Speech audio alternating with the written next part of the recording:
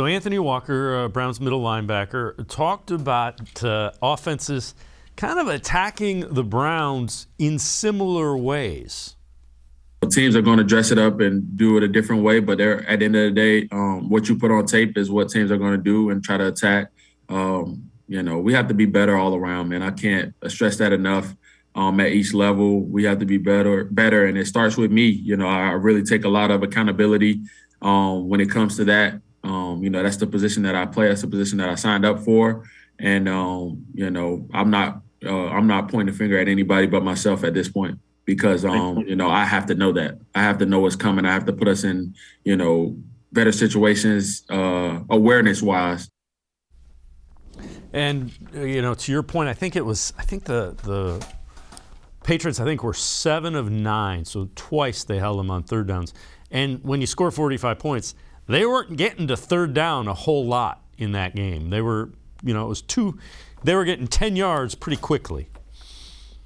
Yeah, absolutely. It was just a thing where they understood how to gash the Browns. And this is, again, a very good coaching staff New England has. I don't want to take anything away from what they're able to do. I mean, Bill Belichick and Josh McDaniels have been doing this for a long time, and they've carved up much better teams than the Browns on Sunday.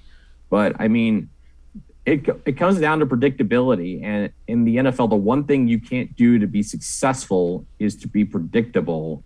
And if the same thing is happening game after game after game, as Anthony Walker mentioned, where, it's these short passes that are just kind of carving them up, the short throws, getting the ball out quick, you got to be able to make some changes. You got to do something different.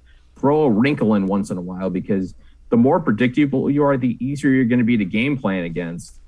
And that's why I talk about, you got 8 games left 7 games left in the season, 5-5. You want to make the playoffs, you got to make some kind of change to the defense, the way you approach it. And the other thing that stood on Sunday, and I tweeted about this, it was hard to find guys who consistently won one-on-one matchups. And in games like that, I know I just talked a bunch about scheme and how you play as well, but at some point, you as a player, you got to win a one-on-one matchup pretty consistently. At least one guy's got to do that. And I had a hard time finding one that really did on a regular basis on Sunday. When that happens, it's another recipe that leads to giving up 45 points.